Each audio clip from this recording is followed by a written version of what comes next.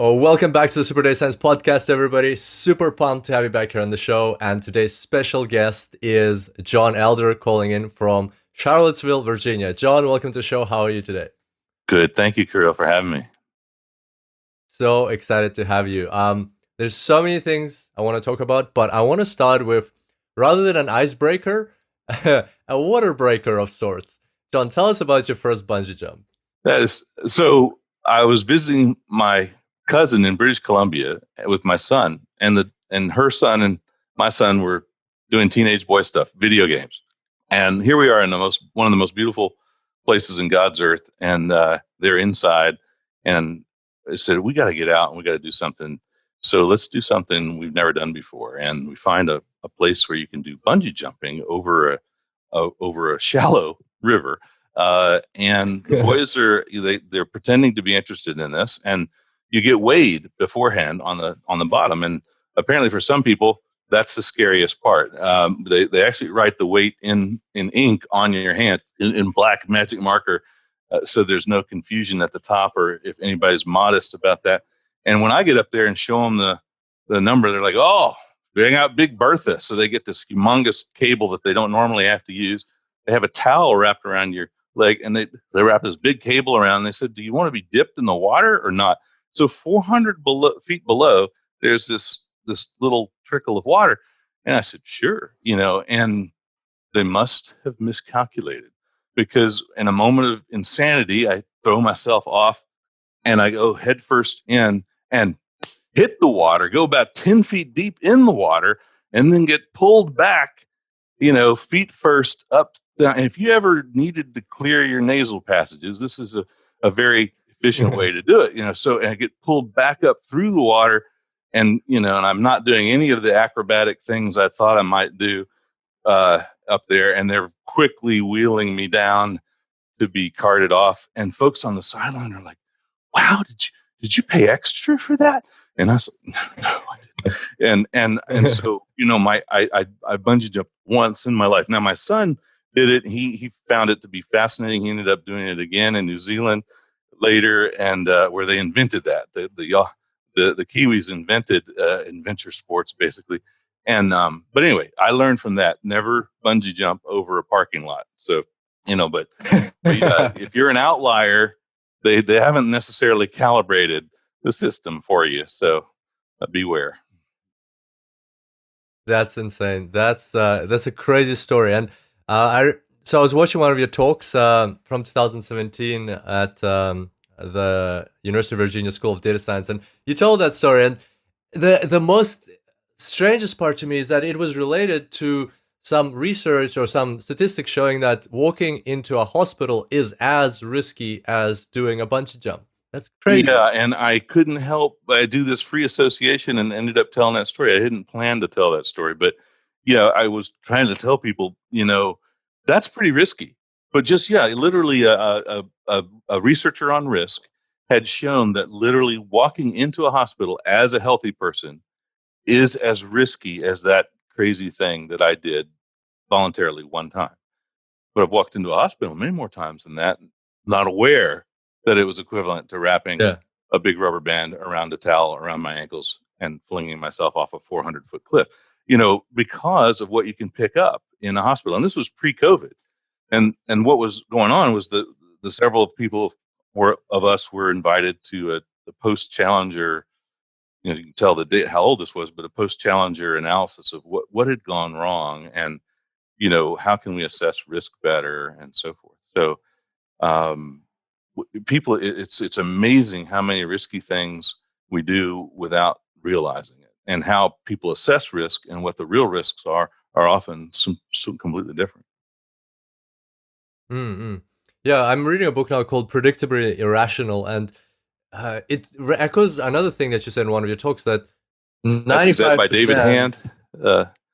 I don't remember the author. I can check, but um, one of your talks you said that 95% of our decisions actually are not from our logical brain, or like happen spontaneously. They're irrational, and only 5% is what we actually think, and logic and all those things.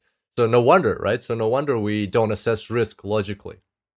Yeah, and that's not my research. That comes from cognitive bias psychology research and so forth. That says we basically have a model of two.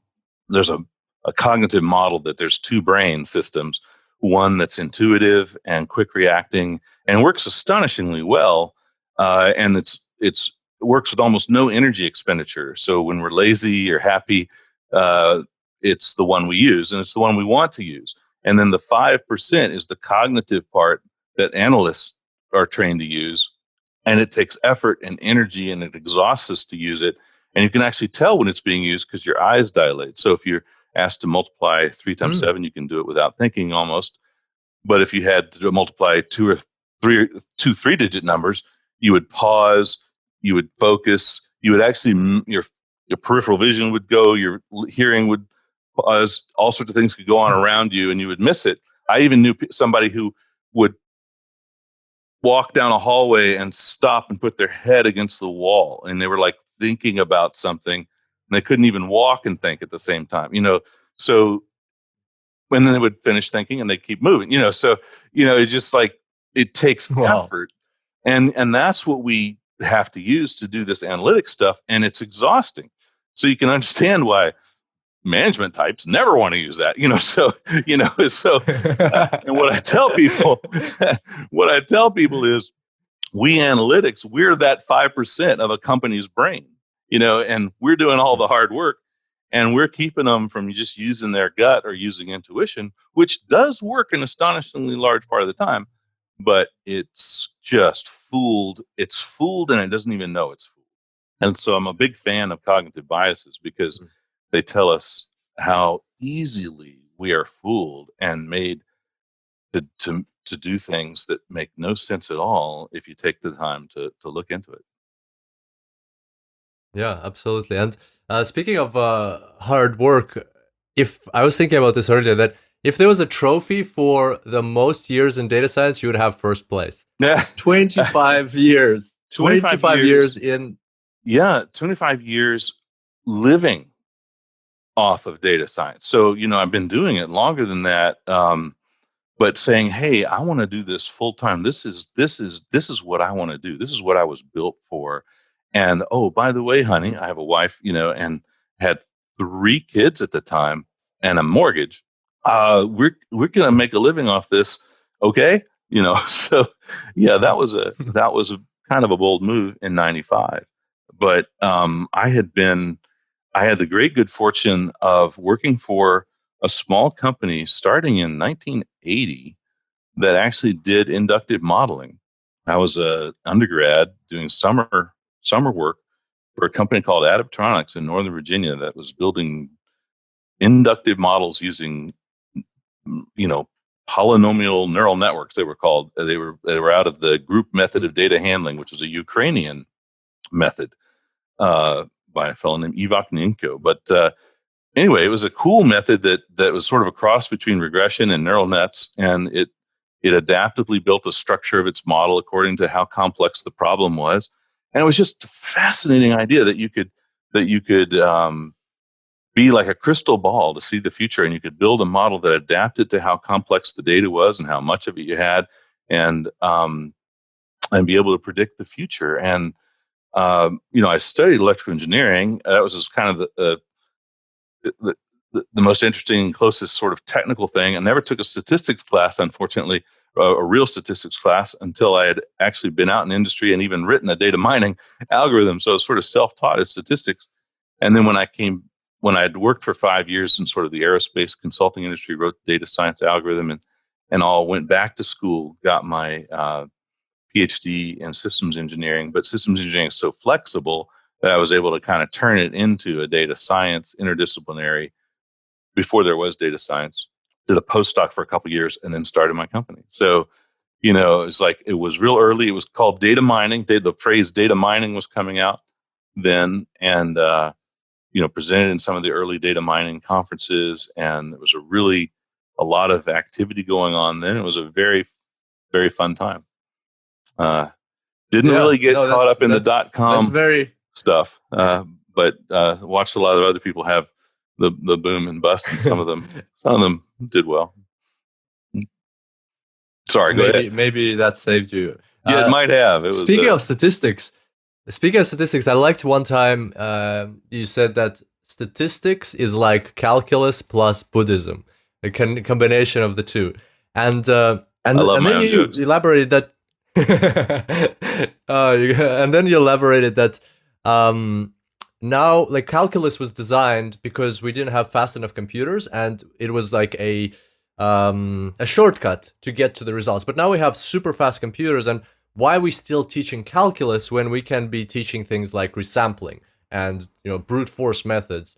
Which, in your opinion, is that going to lead to a better generation of data scientists and researchers? Yeah, I mean, obviously, calculus has its purposes outside of statistics, but in the statistics world, most of the calculus type things are approximations and shortcuts to what they're really trying to do, and a much more accurate, in many cases, approximation and shortcut can be done through simulation using computers, using random Monte Carlo and simulation and so forth. And resampling is just that. It's saying, hey, I've got a seven-sided die. Maybe it's a seven-sided die or a 12-sided die, and it doesn't even have evenly spaced. It's been hand carved, so it doesn't even have evenly spaced sides. And so what's the best way to figure out the probability that each side's going to show up? Just roll it 1,000 times or 10,000 times and see if you can and just measure the probability. That's really a very simple and then in the end a very accurate way to do things. So why not do everything that way, roughly speaking? And not try to have a formula to figure it out. And if you teach students these things, and it gets them thinking about the problem and not getting caught up in the math, and it makes so many problems solvable, and you can get a close, good approximation quickly to almost everything, instead of saying, "Wait a minute, I've got to spend hours figuring out the theory or what formula works here, or maybe no formula works here," and you have this sick feeling that you find the best formula that's closest, but you don't know how to measure closeness. And anyway, it's just a wonderful freeing thing, and it's a tool that works on every problem to some extent.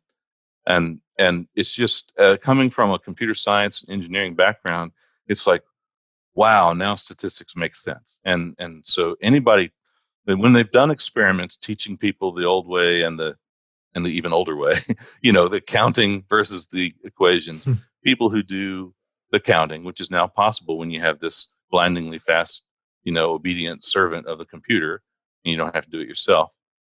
Everyone who uses the resampling, not everyone, every class that uses the resampling method to learn solves problems better and more accurately. Very, very cool. How long do you think it will take for us to shift from that old mentality to the new approach?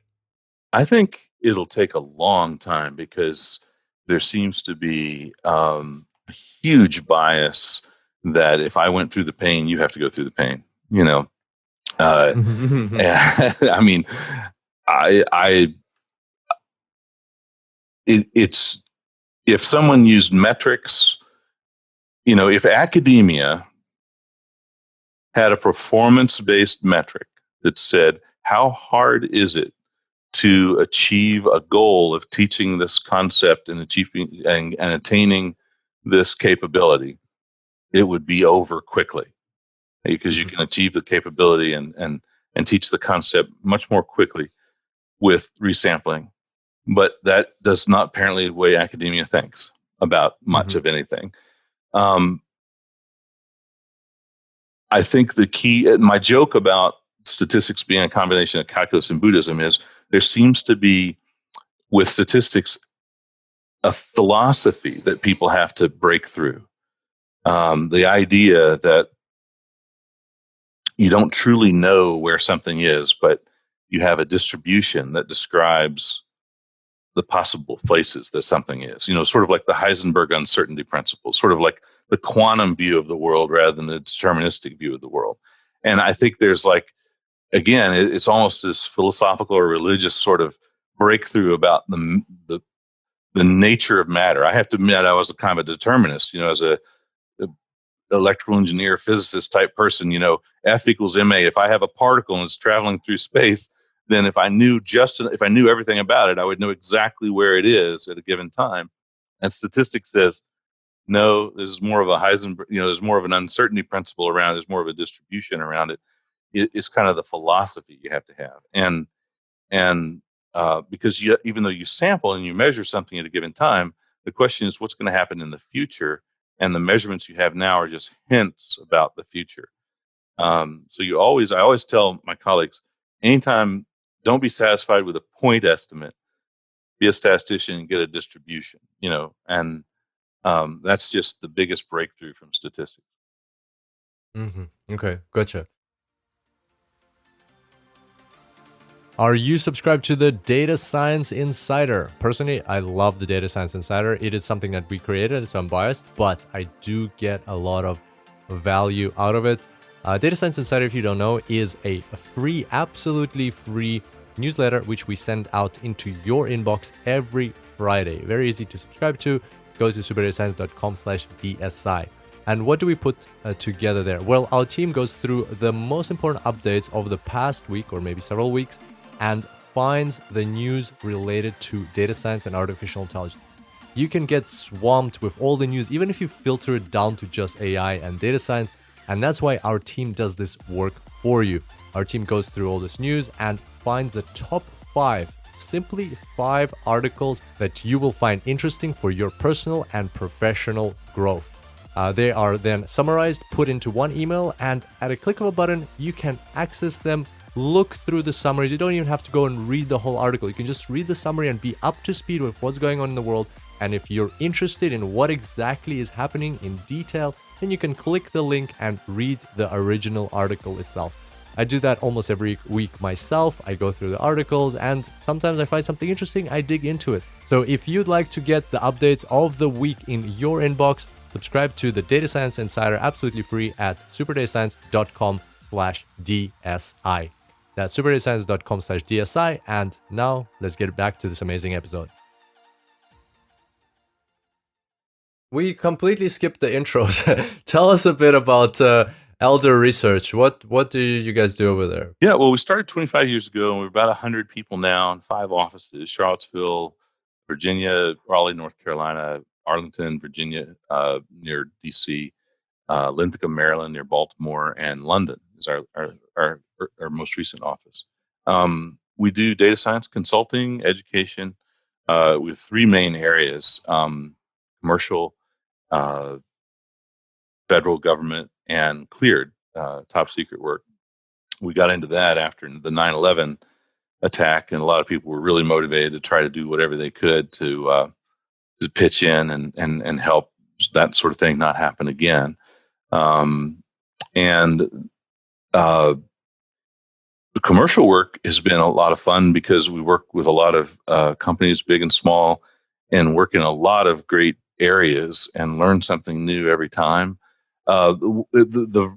What astonishes a lot of people who look at us is the variety of things we work with. And part of that is my fault because I'm a little ADD and I like wait, a squirrel. No, I like doing all sorts of things and just love the variety, love the fact that, we worked on our very first big, huge project was helping hedge funds on Wall Street, and we helped discover a drug that with Pharmacy and Upjohn, now Pfizer, that they were basically thinking was a dud, and we helped show them it was a really fantastic compound, and it became one of the 3 drugs that they discovered in a decade due to our work. And we didn't know, I don't know anything about pharmacology. Chemistry was my worst subject in school, but I know a lot about data. And that's the thing is you can, and we've worked in anti-fraud and uncovered, billions of dollars worth of fraud for our customers and so forth. So, we've done recommendation engines and diagnosed diseases and found new ways to recognize Parkinson's, for instance, and just all sorts of fantastic things, and learn something in every stage. So we're always learning new things, and then when you learn something in one project, it can often help you with breakthroughs in another project because you're learning about data, you're learning about new patterns of data, new types of features. You're learning very cool things. In electrical engineering, I was a signal processing guy. And in the signal processing world, there's one main trick. You take data that's in the time frequency and a time domain, and you translate it into the frequency domain, where sometimes things are really, really clear. And you can filter it, and take out a low pass filter, or you can, take out, high frequency stuff or whatever. You can do all sorts of cool things and then translate it back into the time domain. And so something that might be really clear in one domain and trivial to solve there. Well, that's what we do with data science. We transfer the real world problem into kind of the data domain. And sometimes things are really clear there and go back into the real world. But the really cool thing is you can take your pharmaceutical problem or your aerospace problem or your stock market prediction problem or your fraud problem, and they kind of all are not that different in the data domain. And so tricks you've learned from one adventure in the data domain can often be used in the other. And we just have to learn the vocabulary of the client, the kind of problem they're looking at, some of their special cases, and then we can use all of our tricks and wisdom to their benefit in a very, very efficient manner. That's a fantastic way of looking at it, going into the data domain and then coming back. It's like going into the matrix from wherever you are. It's exactly. Like kind of the same. That's amazing. So a couple of questions, but let's start with this one. What's the data domain? Okay. Well, domain knowledge, that's the thing. So going from the real world to the data domain and going from data domain back to the real world requires understanding of domain knowledge. And that's what you said, like sitting with the clients. Do you have any advice, tips, tricks you've learned over the 25 years how to master this domain knowledge quickly? Because that's the main roadblock. No, that you have to have access. You have to have sort of on-demand access with the subject matter experts, the SMEs. And this sometimes scares the client because you're like, they imagine you're going to need a lot of their time and that's going to be a big hidden cost to them. So we say, no, look, we're talking, 2 hours a week. We're talking, this is not going to be much time, but when I need them, I need them. It's like, I got to be able to get them within a couple of hours of the call or something because it's going to hold us up. We've got to meet with them. We got to know about what their problem is, what their aims are. We got to talk about what's your pain with the business owner. Who's got the problem? What are they looking at? There's a key thing. It's interesting. Systems engineering is kind of an interesting domain because there's kind of a principle in systems engineering that the client doesn't always know what they want. Like if they knew what they want, they could kind of do it themselves.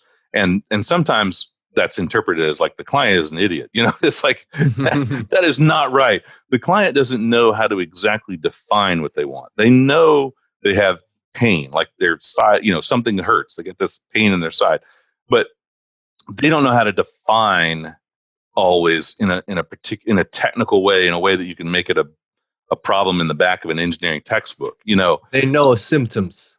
They know the symptoms, and you've got to be able to help figure out: are they trying to maximize throughput? Are they trying to get rid of things that cause downtime? What are the aims? What are the objectives? What's the criteria of merit for this thing that I'm going to turn into an optimization problem? And then, and maybe there's multiple criteria of merit. There's multiple problems, and then you got to figure out, well, which ones are causing the most pain. And so there's a lot of communication. So there's that part of the sort of the consulting problem of listening to them. And I'm not the world's best listener. So one thing I've learned is, I want them to listen to me, So I've got to take along somebody who is a good listener, because I'm thinking, what am I going to say next? What am I going to say next? No, I got to take along somebody who takes good notes and listens to them. And people use vocabulary words in different ways. Like we had a client, we were doing oil and gas well predictions. We're trying to predict which gas wells were going to freeze. Now, what does that word mean to you? Freeze. This is in upper Northwest U.S. in the cold times. You think that means temperature, and above ground, these pipes would freeze, literally freeze. But below ground, they don't freeze. But they use that word freeze for any kind of clogging of any kind. And there's a clogging that occurs when these particulates get together and they have to use methane to dissolve it, or they use a steel plunger to literally, a huge steel plunger to plunge and break up these. This is when fracking has occurred and so forth. But it was a year into the project before we realized that the vice president of this major international oil and gas company also thought of freeze as including gas production stoppage of any kind, including scheduled maintenance. Mm. So, to him, freeze meant we are not getting money. Money is not coming out of the ground. And that makes perfect sense after the fact. But of course, why would that occur to us? No one told us that. We asked probably 50 times. So by, this thing called active listening, if you've ever done marital counseling or anything like that, it's like, what I hear you saying is, you say back to the person what they said and you try to, well, that's what marital counseling is really good practice for consulting. What I hear you say is freezing is this, and they're like, no, but nobody ever said that. But that's a whole different problem. And by the way, they didn't keep records of their scheduled maintenance, so we had to predict when their scheduled maintenance would be, and add that as part of our problem. So anyway, it's just so you might have gleaned from this that there's a lot of communication that has to occur.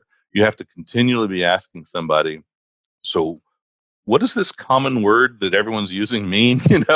And here's what I think it means. And it'll say, oh, but, and new stuff will come up all the time. There's nobody that ever gives you a full list of requirements. It's an evolving, rolling thing. And you can't let that shock you. You have to keep going at it, keep poking at it. And what'll think is you'll find stuff that's weird and you've got to show it back to them and say, what does this mean to you? And what I tell my folks, and by the way, not every analytic person is outgoing. I'm like an extreme extrovert. I'm an outlier. And I find it hard to talk to people because we all want to have, this enormously finished and polished and beautiful thing that we present and we get our blue ribbon, right? Well, we will have polished the wrong rock if we do that, okay? We have got to communicate with them while it's still very crude and completely ugly, and we have nothing to show for our work because we'll be solving the wrong problem if we don't do that. So I force our people to talk to the client every week for an hour at least and get stuff back, much more often than anyone's comfortable doing, especially some of the introverted technical people. It's just very painful, but it's essential. Wow, outstanding. I love it. It really reminds me, I'm reading this book called The Lean Startup right now. And it's about like how to build products, nothing to do with data science, but it's about how to build products and businesses in a lean way. So meaning with minimum amount of wasteful work. So the work you do is useful. And what you're saying is like really just resembles the book very, very closely, because there Eric Rice talks about speaking to customers all the time. And this is just a practice we started in our company like a few weeks ago now. And already we're getting so much information, like even just speaking to them when we don't really think we need to speak to them. Exactly. Still scheduling those calls. You have to. You don't think you have anything to say. You're like, well, we just looked at the data. We don't have anything to show for it. And of the 600 items, and they're like, 600 items? What are you talking about? I mean, that's, and you're like, aren't there 3,000? I thought there were, and you're like, wait, what do you mean? So there's, you already learned something, even when you don't think you're learning something. For instance, we did some work for a large software company, and they had a whole bunch of data, and we were supposed to look for, sequences that the users used. Part of the problem was just data engineering. They had recorded a whole bunch of data. People said, yeah, record. Yes, I agree to record all of my keystrokes. And they had never looked at that data. One definition of big data, my definition of big data, is data no one's ever looked at. And so they'd been recording this for a long time, and it was very unstructured. So, these sequences could be extremely brief, or they could be days long of all these keystrokes, and no one had ever really looked at it. So, we have some good software engineers who were able to, build a tool to ingest all this data and look at these sessions. And one of the questions is, what kind of keystroke sequences lead to crashes? What kind of customers do we have users, can we cluster them into different segments? Are there some keystrokes that maybe we should build shortcuts for? Are there training opportunities? We see people using inefficient ways to use it. All sorts of cool things you could learn from this unstructured data. In some cases, it was supervised learning because some outcomes like crashes versus non-crashes, but others it was unsupervised data. So kind of open-ended, but we found something that trumped all of that. It was a data artifact. Basically, there were a lot of users that weren't registered in their system. And it turned out that there were a lot of users that hadn't paid for the software. Now, these are users that voluntarily said, track my every keystroke. So that's not all the users that were using the software, but these are the ones that said, yeah, sure, track every keystroke. So this was like, and this is a great example of what I call rolling a hand grenade into the boardroom. Sometimes we have a finding and we don't know what that impact has on the company. Sometimes people get fired over a finding we have. We report something and like, here was a finding. Okay, there are users, a good chunk of your users that haven't paid for your software. This is not supposed to be possible. Do you remember what percentage? I'm not going to say. And so they halted our project, right? This kills the project right away. I mean, who cares what the clustering of the users is? Right? At this point, something much more important has come up. So it's in our short term, it's bad for us. But of course, in the long term, we just found something that nobody thought of that's way more important than the project we were asked to find, right? There's a data artifact. It's early in the process, but it comes from looking intelligently at the data, asking questions. Is there something weird here? And then getting back to the client and, this is important. Look at this. And them going, oh my gosh, you're right. And ultimately they fixed that problem and then came back to us and said, proceed. So that's the kind of value you can bring. You can bring value that no one even dreamed of because you're the first to look at it and you're looking at it intelligently with your client's interests at heart.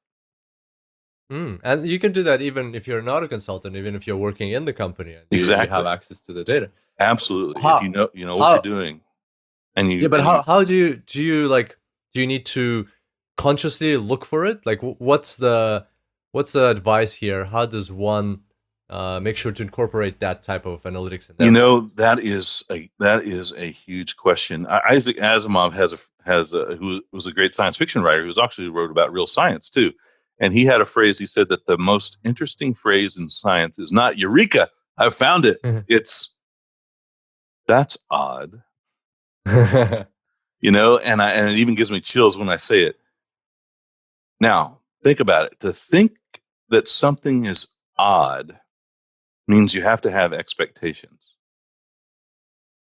So when you're looking at data and you say,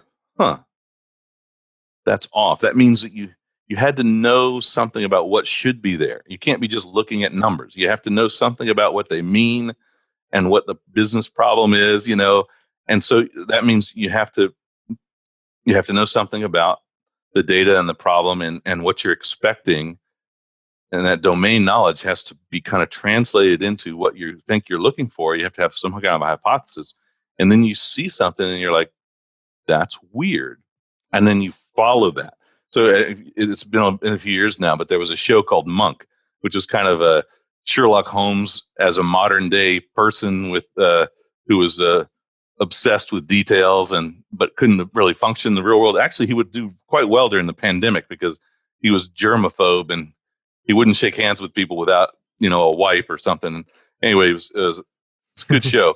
But, you have to be kind of like that. You have to be a real weirdo and be obsessed with some details.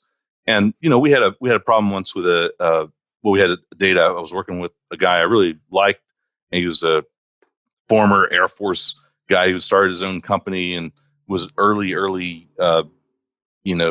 recommendation engine thing and trying to figure out what characteristics of different customers made them good prospects for some of their woodworking tools that they were selling through catalogs. And I was finding some weird relationships in who was responding and I was kind of pointing out, well, there's something weird in the data. And he had given me a very specific task that he wanted me to do. This was early on in the company. And he was kind of a colorful guy. And eventually he says, God damn it, stop talking to me about that and get on with the task, you know?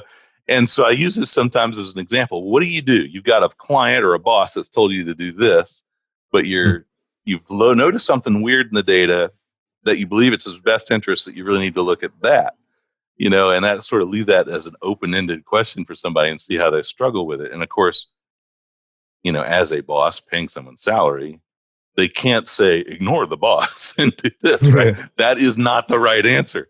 But it's also not the right answer to ignore, you know, and there's kind of the answer that I'm looking for, which is what I did, which is you had to do both, you know, do the thing your boss, or you haven't earned the pay. But if you can't convince them, obviously, but then in your own time, you gotta follow up on your own thing, or you're just not in the right business. And I did, and I found the problem. The merge purge house that puts all the different lists together and then does the final mailing out, they were automatically excluding international clients, but the international clients were not being sent catalogs. They weren't being pinged, but those guys were ordering some of these tools. And sometimes they were like they would get a catalog if they ordered something. So sometimes they were just ordering something just to get a catalog, you know? So like they would have ordered a lot more if they'd been prompted with catalogs, but they were being thrown out. So, you know, this little relationship between orderings and mailings and so forth that fit for everybody else wasn't holding up for them. And anyway, we built some models. We found that they improved the quality of the papers to make a more attractive catalog, and they doubled their sales per catalog. So unfortunately, they did all those things at once. So it didn't really say how much did that one finding matter, but doubling their sales was a huge step, and part of it was that. And so I kind of won a friend for life, you know, by ignoring him a little bit and doing the thing that I knew was best. I mean, I did what he wanted to, and so he was super happy with that. But you know, you just have to follow your instincts, not to the exclusion of doing what you were told, but you get these instincts from experience. So you can't. There's almost really no shortcut to it. But if you can get together with other folks and swap stories, and especially stories of mistakes, that's one reason I kind of emphasize mistakes. I have the top 10 data mining mistakes is one of my chapters in the data handbook, that data science handbook that we wrote a few years back. And the mistake stories are so much more interesting because best practices are boring. I mean, you know, brush your teeth, call your mom, that kind of stuff is boring. You want to read about the guys who, you know, did everything wrong. Yeah. Absolutely. Yeah, makes total sense. And it's interesting you mentioned follow your instincts for data scientists, because that's people expect the opposite, that data scientists are very rigorous, logical, straightforward. So it's comforting to hear that instincts do play a role, because one of the recent trends, I guess, that people talk about is, will data scientists ever get replaced by tools like AutoML and, you know, like all these automated machine learning tools and data science tools? So what do you think? Do you think data scientists will have a place always, or one day even machines will be able to follow these instincts? You know, there's more and more can be done automatically, and that's in general a good thing. I think there's of course always a place for that translation of the problem from a new problem, from, you know, the real world to the technical problem. I think it's great to have well established protocols and practices for setting up a testing protocol, you know, with out of sample data and making sure that there's no leaks from the future and so forth like that. So those are good places to have a well established protocol and to understand why you're doing that and so forth. But where it's really, really good to have instinct and have experience, and you know, a really wise person is one who can learn from the mistakes of others, you know, and doesn't have to make the mistakes themselves. So if you can sit around the campfire and tell stories, that's extremely valuable. Some idiots have to learn only by doing it themselves. So, it's going to take a lot longer. And I count myself mostly in that camp. But luckily, I've made a lot of those mistakes now. So, but yeah, if anybody can benefit from the stories, I think my colleagues get a little tired because I'll say, "Oh, that reminds me," and then it's like another story, But they then sometimes it saves them a month. So we did some training of it's kind of like if you've seen Karate Kid, it's kind of an old movie now, but Mr. Miyagi gets the young man to paint his fence in a very particular way, and it seems utterly crazy to the youngster why he's doing that, and then all of a sudden in a combat situation, he's using those particular moves that he's done hundreds of times, and this sort of thing happened recently. We've got a nice relationship with a large consumer goods company, several actually, but one of them we're doing a lot of training, and the training is very intensive. We're training their data scientists to up their game a little bit, and we're talking about techniques and stuff, but I'm also telling some stories. And early on, they're like, "Oh my gosh, when's he going to get to the point? Why is he telling these stories?" And then after one story, I asked folks to just write down one point that they heard from that story they thought might be useful. And amongst them, they had maybe 4 or 5 things that came up, and then a week later revealed, okay, here were the 12 points from that story that would have helped you on this this homework problem that you had. Wow. Like that were embedded in that story.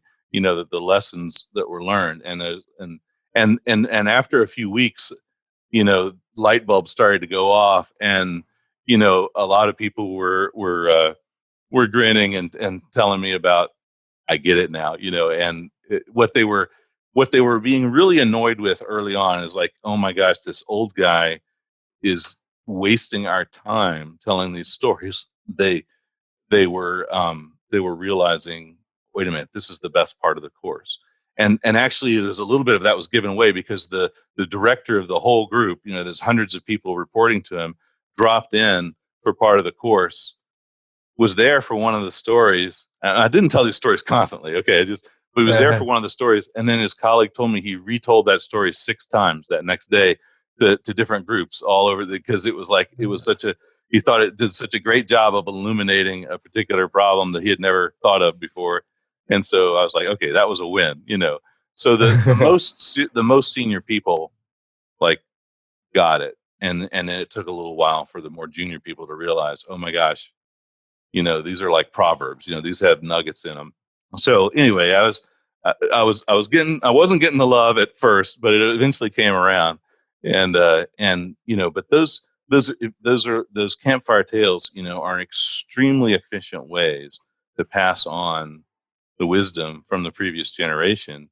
And if you can, it's like, you're talking about a particular beast that you ran into in the forest, and if the younger folks can recognize it when it comes around, I'm telling you, it'll save you a month of work, and um, and you'll be way better for it. Gotcha. I'm so intrigued. Can you tell us that story? What is this story? The one the one that I told there. I mean, this is gonna be such a letdown after that buildup, but it's just one of the top 10 data mining mistakes is leaks from the future. And that's the idea that anything that was in your training data, you might have thought you did a good job of saying, here's what I knew at the time, but really something from the future leaked and got in there. And this can come in very subtle ways. And in this particular instance, we were working with a small startup company, not something we do much anymore. That's one. By the way, there's this problem. There's a side story here, and this is one of the problems of telling stories, is sometimes a side story comes up. Well, I'll get back to that about startup companies. I'll get back to the side story, why we don't work with startup companies very much anymore. But startup companies get a little desperate. They are so invested in solving the problem because everything depends on it, that they sometimes lose sight of the truth. Okay, we are servants of the truth. We have to give people we have to give the people the answer they don't want if that's what the data says. Startups tend to not do that. They tend to get the answer they want come hell or high water. Okay. And this particular guy, a PhD in computer science,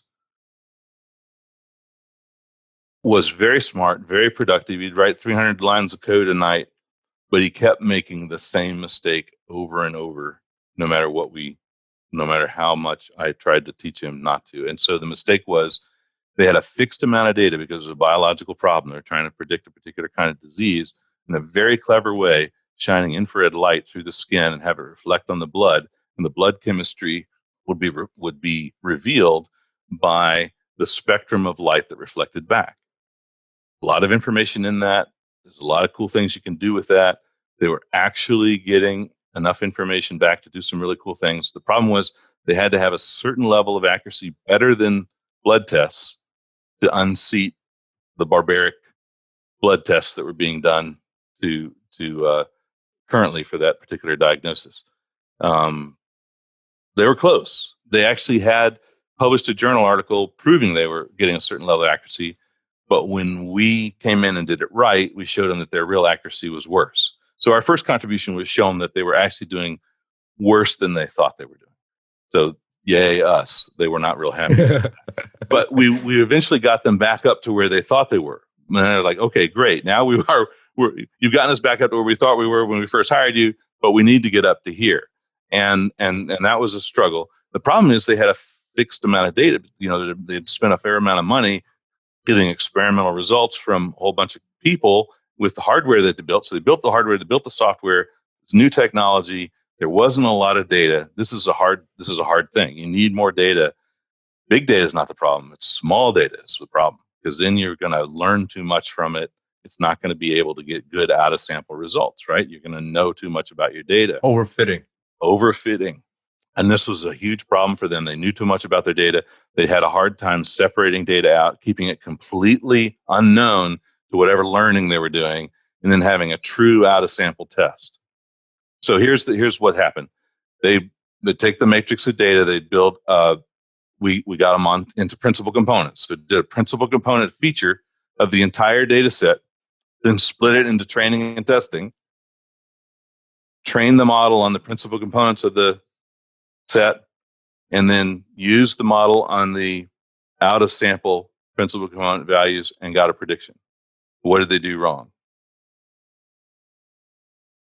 Well, they calculated. I know. When they were doing the principal components, they did it on the whole thing, not on the separate parts. Exactly. So the principal components, you got it. And not many people do. So way to go. Good job. Thank you. And you would think that wouldn't be that big a deal, because the principal components are just redrawing the axes. But the principal components are peeking ahead. If there's any kind of outlier in the out of sample data, the principal components are pointing at it. The principal components are affected by it. They're not so surprised by it. It's part of defining the component. Principal component. Yeah. And it's astonishing how much difference it made when you did it right. When you calculate the principal components based on the training data alone, and then use those weights as features on the out of sample data, you do much worse in this particular case. And it's like, dang, I didn't think it would do that much worse, but I knew we had to do it that way. And actually what happened, I don't know if it was on that particular one or if it was on another one, because it happened like 20 times. But one time they called up, we were physically with them a lot of the time. We were apart, and it was one of the times we were apart from them. And I had a brand new PhD employee who said, "Oh, sit with me on this call. You'll learn how to do consulting." And he was a very polite, well-educated guy, and he's like sitting right with me. And I'm an evangelical Christian. I'm like super, polite person, Anyway, I'm on this call, and they said, "Oh, we got these great results, and we did this well." And I I stood up and I said, I don't give a F. I said the word out loud. I don't think I've ever done that in public, as best I know, and especially to a client on the call. And, you know, and my colleagues' eyes are like this big. And what result you got? You did it wrong. I said, I feel like a guy standing at the edge of a cliff trying to keep you from driving off. You're doing it wrong. Listen, do it right. And if you get good results, don't pay our bill, fire us. You're doing fine. If you get the results that I think you're going to get, which are wrong, pay our bill and then decide whether you want to keep using this or not. But don't call me again with this same mistake. And 3 days later, they called the boss called and said, you were right. What do we do? You know. So, but I was so embarrassed, and my colleague, my new hire, said, I learned a lot about consulting today. So I said, please ignore, erase, don't ever do that. Whatever I just did, don't ever do that. So I just lost control of myself. Yeah, I had it, and yeah, our relationship with that company didn't go on much longer, but we did. Yeah. But the friendship did. I mean, we've stayed in touch. But that startup did go bust. Yeah. Okay, interesting. Is that the first time you've done that? There was a project you spoke about in one of your talks where the client didn't believe in that you can bring value, so you said, okay, if we don't bring value, you pay half our bill. If we bring value, you pay double our bill. And they were so happy with that offer. How did that story go? Yeah, and that's one of the only times we've gotten sort of value-based or closer to value-based pricing. That ended very well for both of us. Yeah, it was an interesting because it was with a big company. It was Capital One. They've given me permission to talk about that. It was years and years ago. It was 20 years ago, and Capital One, you know, built a whole business around analytics, and they do an extremely good job of it. But they were told, get you some of this new data mining stuff. Elder Research is pretty good at this. Just for everyone, what does Capital One do? Credit scoring. So who is a better credit risk for credit cards? So they're a bank now, but at the time they were just credit cards. And that's how they made all their money. Is they said that we can do better than the normal banks at saying who is a good credit risk and who is not. And so they would take the Experian type credit scores and then add their own intelligence to it and be able to. And they invented the idea of buying other people's customers, doing the transfer, the credit, will transfer over to us. So stealing other customers, giving them a better deal. Kind of a cool idea. But they also this idea was also pretty clever. They had the idea of offering credit to people who had never even been considered before. And because people had never applied before, there was no analytics on them. So they were getting, so there was no data on them either. So they actually had to invest years to give people credit, had people apply, and basically gave them credit no matter what. Very small amounts of credit, $300, $350, something like that. But they basically said, yeah, here's credit, and then kept track of them for a few years. And if they had defaulted after 90 days, they considered them, or if they hadn't paid after 90 days in the first couple of years, they considered them late. And if not, they didn't. And they had a machine. They had a very, very good, and still do, of course, a constantly updated way of building credit that's very good. But it's possible that the data science could be better. And so they were kind of told, okay, go see if any of these new things, get this consulting company to look into some of these new ways of doing it and keep some out of sample data and, do a bake off or just, I don't know if they were told that or not, but we suggested it. Well, in dealing with the individuals who were sent, I could tell they were very reluctant. It's like, I mean, we were forced to do this. So where there's a difference of opinion, there's a vetting opportunity, right? So I suggested the half price versus double price. I really should have done higher than that, but I actually, this was a good, and they took me up on it. Hey, great, half price deal. And the end result was we beat them pretty handily. Now, we didn't beat them by much, but credit scoring is where if you can beat them by this much, that's tens of millions of dollars because of the leverageability of it. If you can reduce a credit score, if you can reduce the default rate from X% to X minus 0.1% or whatever, that's tens of millions of dollars. So the accuracy matters a lot. And one of the secrets was ensembles, using competing models, but that wasn't the only secret. Some of the modeling, the more modern modeling techniques at that time were pretty useful as well. So, and I ask people sometimes, when I'm teaching classes, I say, well, who was excited by that? Obviously we were, but it turns out, for us, that was just tens of thousands of dollars. For them, it was tens of millions of dollars. So yeah, they were really excited by that. Yeah. That's awesome. Let's talk about ensembles. Or in the words of your Spanish translator in Santiago, Chile, tell the pig Christmas is coming. Tell us that story. Yeah, soon after I did a study of 5 different techniques. We had some friendly arguments in the office. Again, this is 20 years ago. Friendly arguments in the office of which techniques were better. It was really during this time too, doing this work for Capital One. We had some friendly competitions going on, and so we did some out of sample.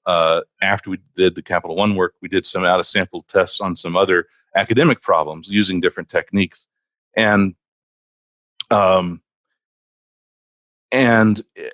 have a graph where I show that every technique that we used on these 6 different academic problems, of the 5 techniques that we looked at, came in first or second once or twice, at least twice.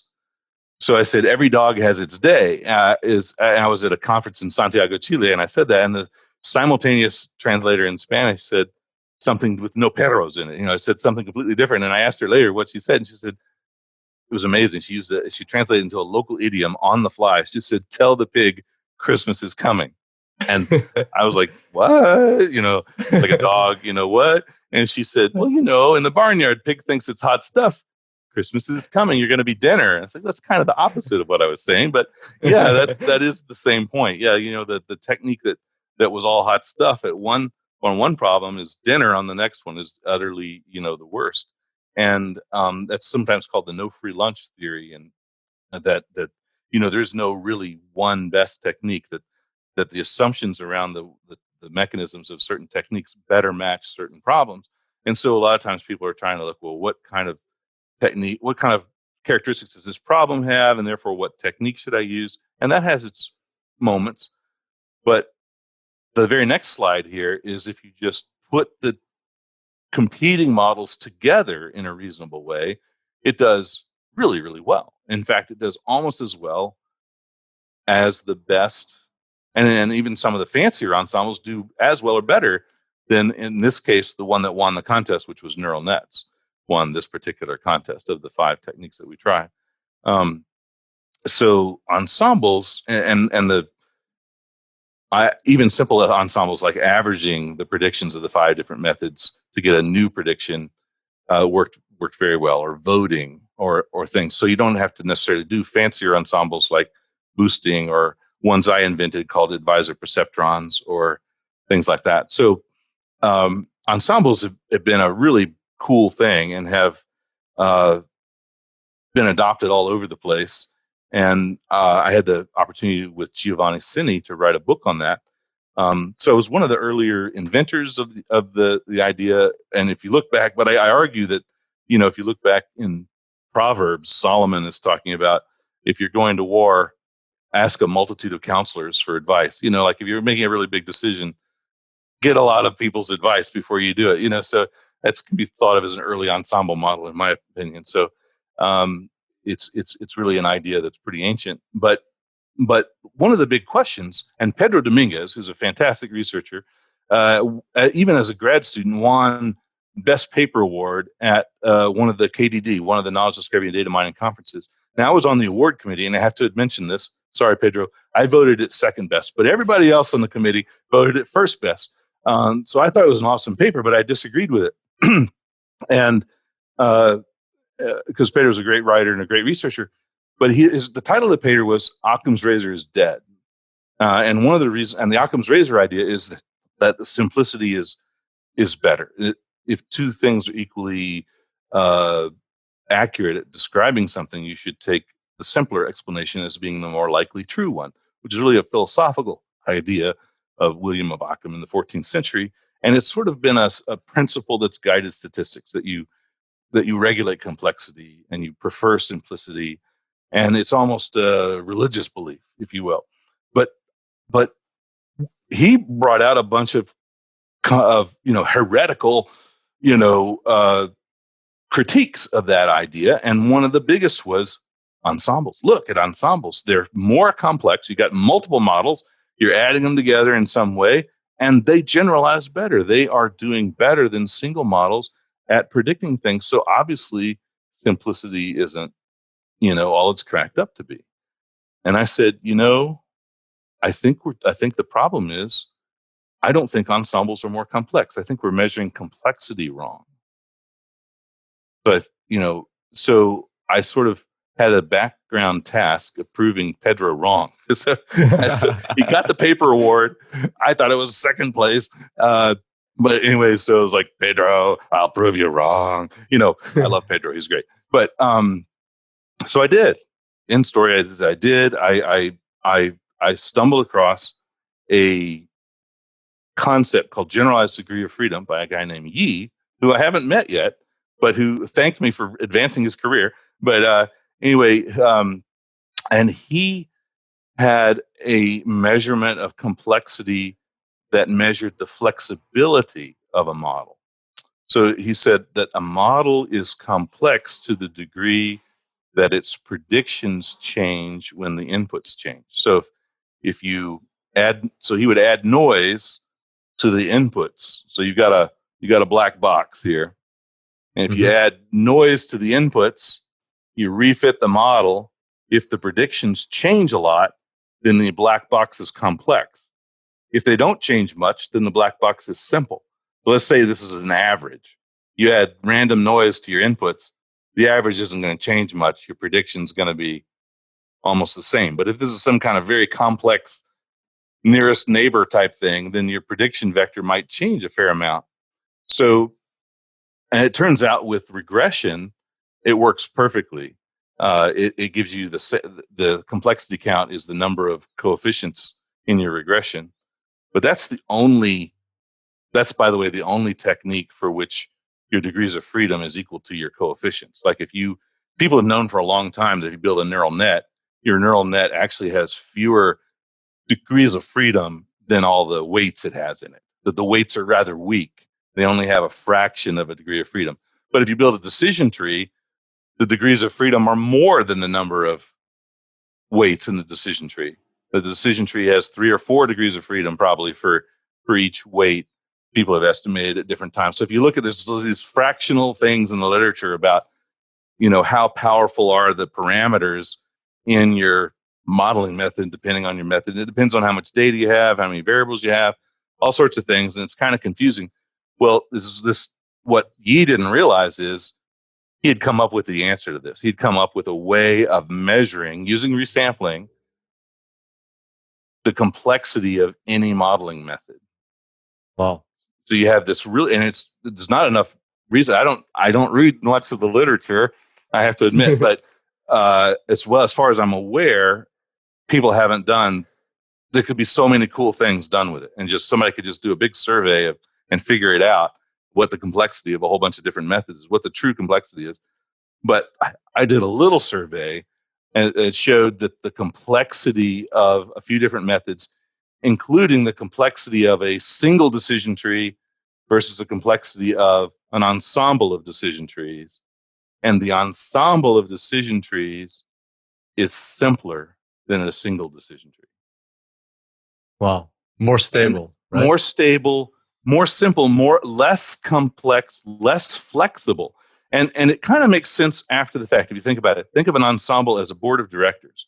All right. So I'm the majority stockholder of Elder Research. I reign supreme as a dictator for life, right?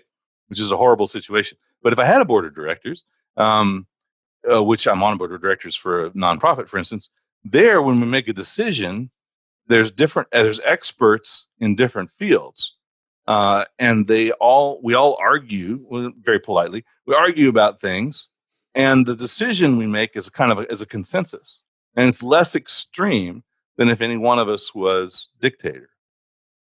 And that's kind of what the ensemble is like. So the decision is a less extreme, more consensus decision, and therefore it is less complex. It is less variable given the changes in the inputs than if any one of the individual models was in charge.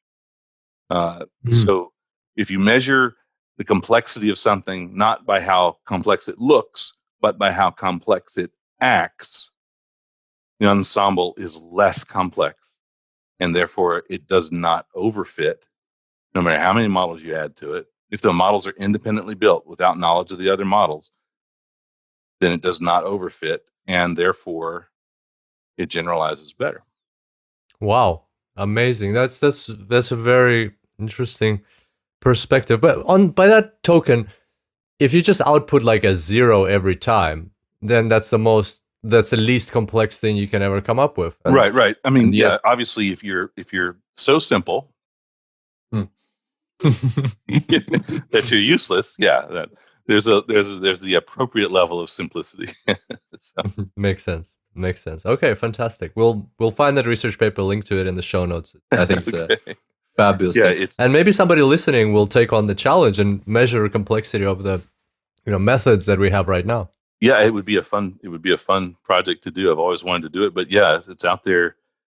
Generalized Degrees of Freedom, GDF by Yi. Y-E is his name. And then the paper that I wrote might be a good starting point. It's in the Journal of Computational and Graphical Statistics, JCGS. And I also basically reprinted that same journal article in my ensemble book. So. Amazing. Fantastic. You mentioned neural nets. So as far as I understand, that experiment that you conducted was in 2017, and you back then made a comment that it's not. So you're not able to know in advance that neural nets will be the best method. 3 years have passed. Have your opinions on neural nets changed? Well, you have to realize I hated neural nets as a youngster. Remember, I grew up. Okay, they have a saying: "To a little boy with a hammer, all the world's a nail." And my hammer was polynomial networks. Polynomial networks adapt their structure, unlike stupid neural nets, which have a fixed structure, right?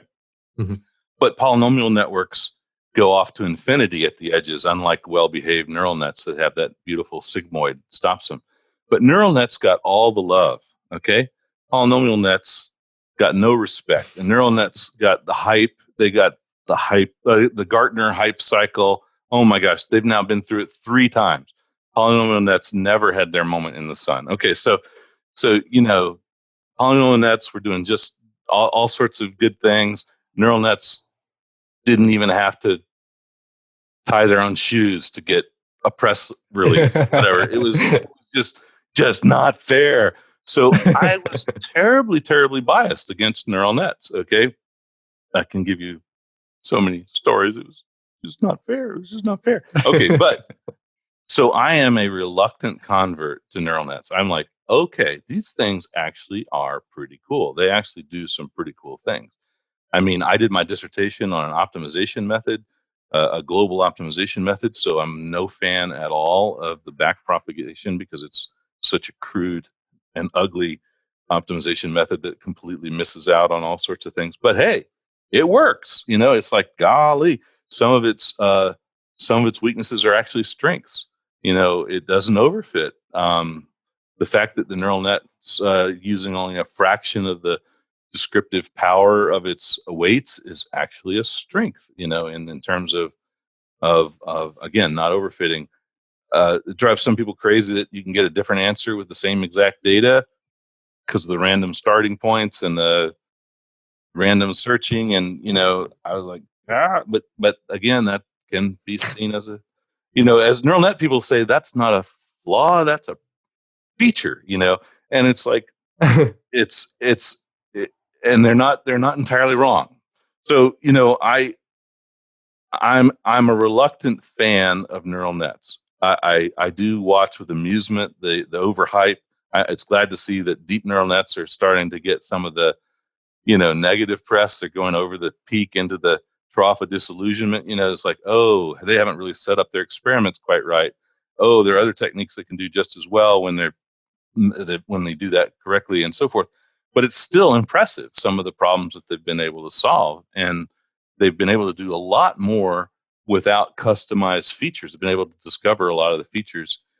But when people I've talked to who have done work with customizing features can get better results than just plugging in the raw data roughly on the order of about 10%, but still, just the fact that you can plug in raw data and get 90% of the accuracy that you could do where you're taking more care, that's still very impressive. So neural nets are one of the top techniques that I teach, and I was a long time coming to that level of respect. And I'm trying to figure out why they work well and so forth. But yeah, I feel like if you pare down the inputs to the ones that really matter, it helps a lot. If you control the distributions of your inputs to be roughly normal, it helps a lot. So if you transform the shapes, and if you get roughly the hidden nodes to be about the right shape, and you see that I'm talking about old school neural nets and not deep neural nets, which I don't have much experience with. Hmm. Okay. One time you said AI as an alternative source of wisdom is not as good as in inducing models from real data. What did you mean by that? So, so where I'm expert and where I've seen things work is when you have data that reflects historical and you learn from that. So you induce models from data. So it's the machine learning way of doing things. And the traditional AI way of doing things would be more deductive or top down. The expert system, the the rules based or um, not machine learning. So I think AI is used today to encompass machine learning and everything else. But I'm using the distinction between top down deductive and bottom up inductive, and Mm. saying data science and machine learning are the bottom up, where you're training on data, and AI is the top down. You're training a car to say when you see a stop sign, do this, and a stop sign is defined by you know what is it, 8 sides or 6 sides and in red, and whereas inductive modeling would be just taking in a bunch of images and saying the car, the expert driver, stop the car when the images look like this, figure out why. And Okay. a lot of the success that's being ascribed to AI is really a combination of those two systems. It's a lot more efficient if you've got well-defined rules for driving to start with that, and you can immediately get some results. And then refining it with the inductive method is how they're getting. So all the really cool results that made the headlines have been a combination of those two kinds of systems, from what I understand. Going back to the ensemble, right? Yeah, That's kind of more ensemble. simple. Yeah, yeah. Yeah. Interesting. All right. I'd like to talk a bit about something that you popularized, and I read and watched your video about it. It's fantastic, I think. And it's called the target shuffling method. It's a method, an alternative to the overused and over relied upon p value test. Tell us a bit about that. I found that method. I'm surprised not more people are using that for evaluating models. Well, thank you. Yeah, I think it's probably the biggest problem in science is that there's a crisis in science. Understood that most of the um, articles that are published in science are unreproducible, so they're basically false. And even the Lancet, which is one of the top medical journals, is published in Britain. They said in an editorial that they believe half of what they publish is irreproducible or false. They just don't know which half. So it's kind of like marketing for us companies.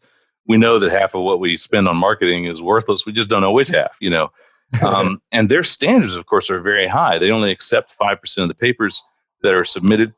And not just anyone submits to the Lancet. There's a lot of self-selection before they submit. So, and of course, they're using p-values as a way to say, and the p-value makes sense if you're doing one experiment. So if you're rolling one 20-sided die, and the chance of it coming up 20 is 5%.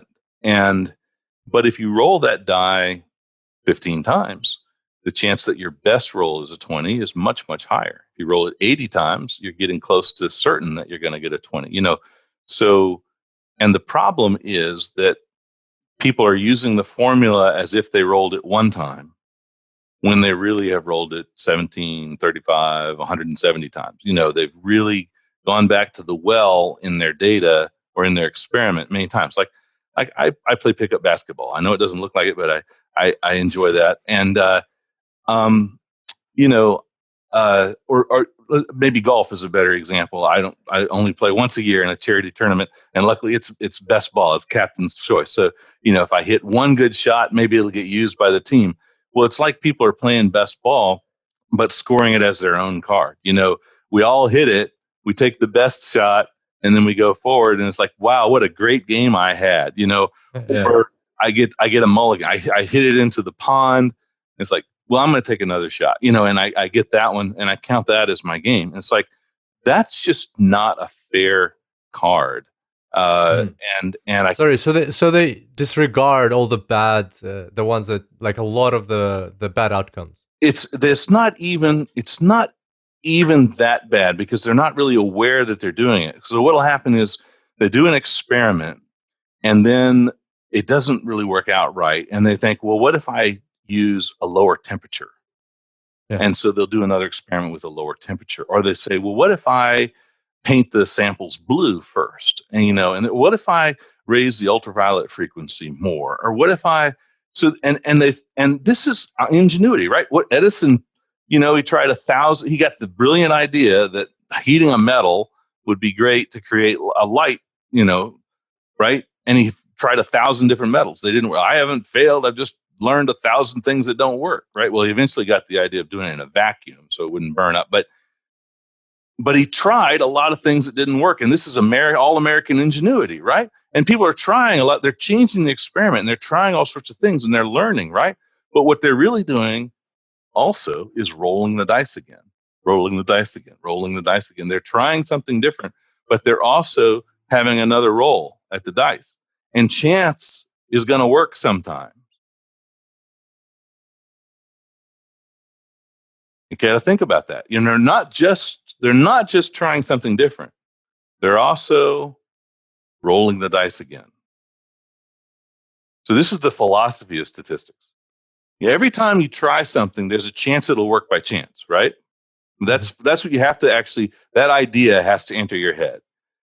I'm doing something, and it might be because the physics or the biology or whatever works, but it also might be that I got lucky because there's a casino, and it's not the way you pull that handle down. It's just that machine was going to win that time, right?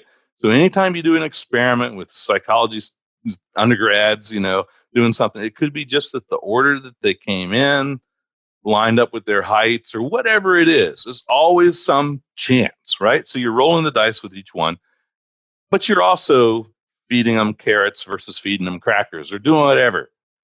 And you might think it's the carrots versus the crackers when it's really just that time, it's just the dice. It's just the roll of chance. So every time you change your experiment and you do something, it could be the thing you did, but it's also the dice. And one of them works. But you rolled the dice 100 times. And you published that one thing.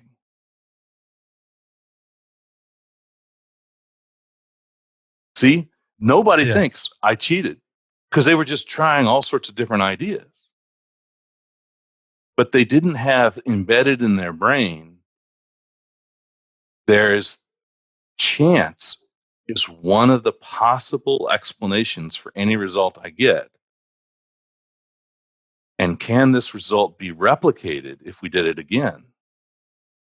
They're just grateful to get it done, to get it published, to get it going on. They truly aren't cheating. They aren't defrauding anybody intentionally, but they really are. Yeah. Because Okay. I think that result doesn't work. I got it. So like, it's their test is statistically significant given that the dice is rolled to the same number that it was rolled when they ran the test. That's right.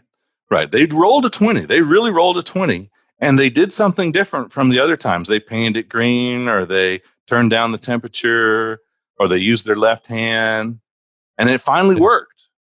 And they published it. But so would have changing nothing and rolling it and rolling it and rolling it and rolling it. Yeah. Or would it have? That's what they have to test it against. What they have to test it against is, okay, you did it 31 times. What would just rolling the dice 31 times, how many times would it have worked? What's your true probability that it would have worked? You would have gotten that level of a p-value with making no changes to your experiment, just with the level of variation that you had in your data and the level of significance that you're looking for, not making any changes, but just the number of experiments, number of tries, number of rolls of the dice that you did, what would have been the chance? That's the test you need to use. And that's where your target shuffling comes in. That's where target shuffling comes in. It says, what is the real test? Now, that's one level of target shuffling. There's another level that's even more crazy, that's even more real for when you use machine learning to do your thing. It says, okay, now that you've changed your data, now you need to use your model to see what the model could extract from the data. And you got to beat that. So, anyway, that's deep target shuffling. So, anyway, but yeah, there's more about that. We have a 2-minute animated video to explain target shuffling on our website at elderresearch.com. And that sometimes gets the concept across better than I can, because some people like animated videos. But but anyway, the concept, there was a cancer researcher that he and his crew that had published this great paper, and a company wanted to replicate the results, and they couldn't. They tried to follow what was in the paper, and this was reported on here in Charlottesville a few years back. And the company tried to follow the paper, and they just couldn't get the results. So they got an NDA, a non-disclosure agreement, with the professor and his students, and flew them all to the company's site, had them watch the experiment. And the professor said, you know what? You guys did it all right. You did everything right. Don't worry about it. It didn't work for us the first 6 times either. So, of course, there was no mention of that first 6 times in the journal article, but Classic example of what you said of the dice rolling. Yeah. Gosh. Oh. All right. Okay. Gotcha. So how does this target shuffling work? Like, in a nutshell? So the target shuffling, in a nutshell, so what you do, you have a matrix of data, and what you do is you detach the Y variable from everybody else. You've got your here's the characteristics of the data point. Like, I use the example of you got a classroom of people. You have they've answered a lot of personal questions about themselves. So this is one person and all the questions they've answered about themselves. And here's their score on the statistics test. And so everybody has taken a test, and they've answered a lot of questions. How many sisters they have, whether they were in the glee club, whether they played sports, whether they're on the chess team, all these sorts of things.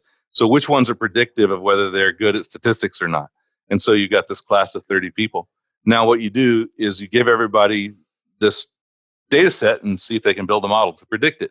But what you didn't tell everyone is you've given everyone a different data set where you've shuffled the Y values. Now, when I've actually done this, and I've been cruel and done this, I give everyone where their answer is correct. They know who they are, even though no names are there. They know they can identify their questions. and they know about what they scored, but I shuffle everybody else. So anyway, but I give everyone a different data set where the target value, the output variable, has been shuffled and reassigned to everybody else. So everyone should have So complete garbage data set. Complete garbage, exactly. There should be no real relationship between the output variable and the input variables. But all the input variables are like, if there's any relationship in the input variables, it should be real. Like, if someone's pregnant, they should be female, that sort of thing. Like there should be no illegal input combinations because they haven't been changed. It's just they've been assigned somebody else's test grade. Except the target variables, except for one person, and that's fine. So any relationships that they actually find are from the null world, the world of the null hypothesis. They're from the world of noise. They are you've created a universe where noise is nullness rules, and you've said that model comes from that universe, and so that is an indication of what the distribution of noise models is, the distribution of models where nothing is real. Where does my model fit in that distribution? Where does my model of real data fit in the distribution of models of not real? And there's probably a model from the null world that's better than my model. There's probably a stronger relationship that was random. But am I in the 1%, the 10%, the 50%?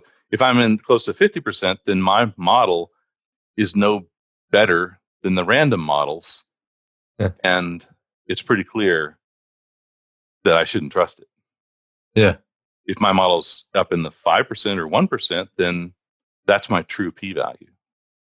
Oh, okay. I mean, actually, my value is the true p-value. The value you get is what the p-value is supposed to be. It's the question in statistics, the significance question, I should have said this at the beginning, is of chi-squared tests, f-squared, p-value tests, t-tests, all the questions in statistics I finally realized is, how likely could I have gotten this result by chance? How likely is this? How interesting is this? How likely could a result better than this have occurred by chance? Mm-hmm. And so that's what you're physically measuring. You're saying, where is this? This is the distribution of results by chance, and this is my real distribution. What's the area under the curve better than my real one? Mm-hmm. And that's the p-value. That's the real p-value. So p-value is a measure of interestingness, but it's not a probability. And what you're doing is you're calibrating this to find out what probability, where it translates to a probability. And that'll differ depending on how many experiments you did, how deep your data is, how powerful your data mining algorithm is.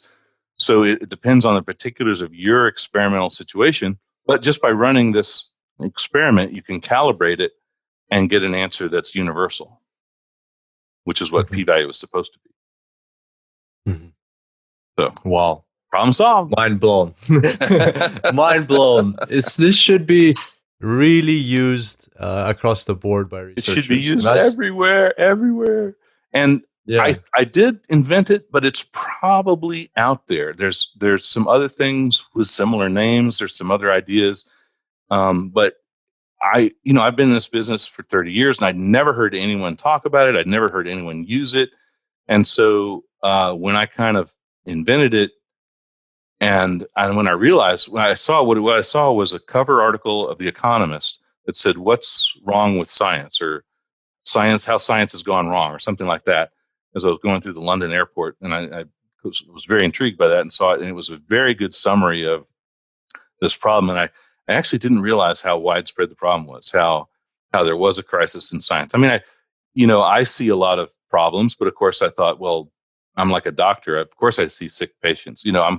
I've been called in to solve this problem. I didn't realize that it was so pervasive, that it's in every field, that the majority of research was unreliable everywhere, in every field, medical, chemistry, engineering, every field of published papers, which is the highest standard, peer-reviewed published papers, much less conference work, everything.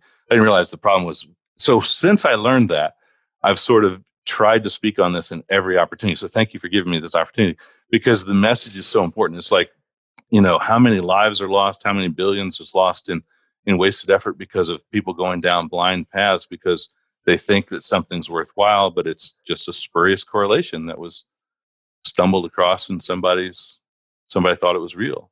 And if we can just share this technique or things like it that can separate the truth from not truth, we can focus our efforts on things that really matter. Yeah, it's like billions. It's okay, but the lives. That's doctors, medical research use this, and they publish results, and that drug actually doesn't do anything, and people drink it and take it and whatever else, and in the end, it's all wrong. So it's just such an important topic. Probably, like, why do you think it's so hard to get it out there? Like, is it because people, as if researchers use methods like target shuffling in addition or instead of p-value, then they're less likely to publish a research paper, and that means more work for them. Is that I the reason? Yes, I think there's a huge hurdle because, for instance, I taught one of the first places I taught this. A young researcher came up to me and said, "You're now making it harder to publish than ever. What have you done?" And it's like, well, yeah, I think she's right. I think so. Absolutely, I'm making it harder to publish than ever if people are still using the old method. And then anyone who uses my method would be like tying one leg and one arm behind their back, competing against somebody using the other method. If you're allowed Yeah, to publish with a method that lets you get by cheating, then yeah, if you're holding up to the rules, you won't be able to compete unless yeah, you're extraordinarily lucky or good. But even if everybody was able to do it right, there's going to be less publishing yeah, because half the papers wouldn't make it, right? I mean, even if doing it right, some papers are going to get through that aren't republishable because there's always, even when you're measuring it right, there's going to be an unknown fraction. Right now, they think things are calibrated in such a way that 1 out of 20 papers are supposedly unreproducible when it's really more like yeah, 19 out of 20 are yeah, unreproducible. That's how bad the problem really is. I mean, I've talked about, over half. Well, John Ioannidis of Stanford, who's the most quoted doctor, the most referenced doctor of all time, and an expert on this problem of the crisis in science. I'm in the same camp that he is, and believe that the problem is in the 90 to 95% range in terms of papers, not 50%. mm, Like that, 90 to 95% of the papers published are unreproducible. So the problem is huge. So let's just say it's 90%. So 10% of the papers that are published today probably should be published. So once people are doing it right, the amount of publishing is going to go down a lot. So there's going to have to be other ways of measuring people's productivity and so forth. So it's just going to be enormously painful transition, which is going to be fought at a lot of different levels. And so, I'm kind of tilting at windmills, but there's a lot of good work going on. There's some advances where people are realizing that it's a problem and they're trying to do some things about it. Some journals are, I mean, half the problem is the business of science, and some journals are saying you have to publish your data to get published, uh, although that's failing for the most part. But one sign, Science Magazine a few years ago, one of its awards they gave to a kind of a landmark study that was actually led by the University of Virginia, just a mile away from me. But 100 different psychology papers were revisited by teams all over who were reproducing the work from a few years earlier. The top psychology papers published a few years earlier were revisited, and they were only able to reproduce 36 of the 100 papers. well, And that was that got an award. That big study got an award. So the problem of reproducibility and giving people recognition for doing reproducibility studies is getting some attention. But what they need to do is they need to change these metrics for publishing and use techniques like target shuffling. And that is going to be a really tough battle. But yeah, I'm all for it, obviously. I'll do everything I can to help. We should start something like um, a fund for, like there's the Nobel Prize award and fund. Maybe there can be a fund for people doing reproducibility, so that can become a career in its own, right? So you go and you police these research papers and you try to reproduce them, and then you dispute, debunk them, and that way, eventually people will get the idea that, hey, don't publish stuff unless you've tested it properly. Yeah, I guess there is already the Ig Nobel prizes of it. But no, that's a great idea. That's a great idea. Anything would help, and there's just a vast number of scientists, and they're all under a lot of pressure to advance their career, and they're doing the best they can. There's very, very little intentional fraud, although that does occasionally happen, and there's a lot of this, like I said, trying a lot of things and not realizing that they're not accounting for it properly. Fantastic. Gotcha. John, we're running out of time. It's such a wonderful conversation. I'd love to keep going. I'll ask you one more question, which I'm really curious about. From your experience, 25 years in the field, and how it's rapidly, explosively changing right now, what do you think the future holds? What should people entering this field now, or who are already in this field, what should they prepare for so they're ready for what's coming in like 3 or 5 years from now? Oh my gosh, you'd think as a data scientist, I would look at the future. It's funny. Plan is a 4-letter word for me. I get into, so right outside my window is a Lewis and Clark statue. So Charlottesville was where they came from. Lewis and Clark in Sacagawea. That went the 3-year trip, to the west and back, and discovered the through the west, going through St. Louis all the way to Portland, I guess. But anyway, and back, and I think only one person died on the trip. They had appendicitis, I think. So it was a tremendously successful trip. Went through what could have been a lot of hostile tribes, but actually made very positive contact with them. A lot of amazing things. Sacagawea, for instance, had been captured from one tribe to another. She spoke both languages. That was very helpful. The fact that she was along and also had a child along the way, and meant to some of the tribes that they met that they weren't hostile, because why were they traveling with a woman and child if they were hostile? There were a lot of, one of the chiefs they met turned out to be her brother. It was astonishing, some of the things. But so this enormous, and it was a very scientific trip. They brought back samples they met grizzly bears, by the way, which on the East Coast, no one had ever conceived of the concept of a grizzly bear. And grizzly bears were not stopped by rifles. The fact that they survived encounters with grizzly bears is amazing. That really shook them up. But anyway, I use sometimes that trip as an example of, they planned only so much, and after that, it was a whole lot of improvising. They had a lot of skills, they had a lot of courage, and the party actually was quite democratic and made decisions by consensus along the way.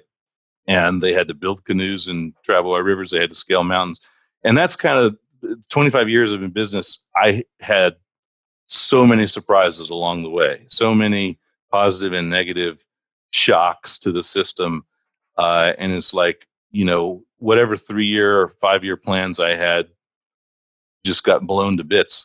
But by having good people and paying attention to the customers and doing good work, we survived and thrived and rode the rapids, went over waterfalls we didn't know were coming, and sort of felt like we had our Lewis and Clark expedition. We learned a lot along the way. We were well prepared. We were alert. And I kind of laugh about planning, like, oh, what good would planning need? Now luckily I have a colleague who's really good at planning, and he hears me tell this story, and it kind of pushes me aside, and he says, Lewis and Clark took with them, this and that, and things to trade with people they would encounter, and then all this good equipment, and they didn't just like set out one day, so it's like, so it was really a mix between the two, and I think the common theme has been, I love learning about new things, and the people that we get, there are some that are really good about learning about the greatest new thing. You heard me say, I don't know, deep neural nets, pretty cool, but I don't know much about them. But I got some friends who do, and thank goodness, because you have to know about the new technology, but you don't have to know, not everybody has to know everything. But you have to have people that like doing that in their spare time, that they actually like this. Like I said, when that earlier story about, hey, you do what your boss said, but you also look into it in your own time. If you're not that kind of person, you're in the wrong field. If you're not that you spend all the extra hours all the time, but when you're on something, you're intrinsically interested in it, and you want to solve that mystery. Like, you like to solve puzzles, you like to solve mysteries, and you get a real high out of that discovery. And also, it's an opportunity to serve people. It's an opportunity to, this is such a fantastic field, because we go in there and say on anti-fraud work, we're working with a government agency, we're tripling their productivity often. They're working in a system where things are siloed, and we're bringing data from all sorts of places, and we're helping them with the same amount of effort, triple the amount of fraud that they discover and prosecute. They're getting awards.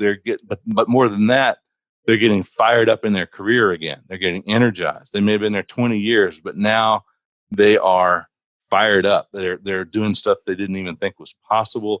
And they see you coming. They're excited to see you coming, and they've got new ideas that they want to try out.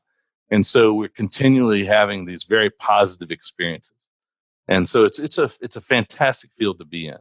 And it's just I don't think about retirement. I think about maybe working a fewer hours a day, but it's just not really work. It's fun. So if you like it, you stay. You learn something that adds to the team. You don't have to know everything, but you do something that makes you valuable to the team, and keep up with it, and pay attention to people and their needs. You're going to thrive. Love it. Thank you very much, John. Amazing words of wisdom, and a great point to wrap this podcast up. I want to thank you. It's been a huge pleasure having you in the show. And before you go, please tell us, what's the best way for people to find you and your work? We didn't mention, but of course, if you're interested in consulting work, John and Elder Research is there for you. And also, you're hiring always talented people. So where can they find you and get in touch? Yeah, so elderresearch.com is our web, and my email is elder@elderresearch.com. So lots of elders in there. We're not elderly care people, but got not very creative in the name when we started. But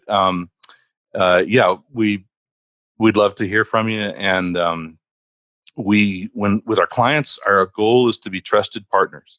To pay attention to the needs that the client has, and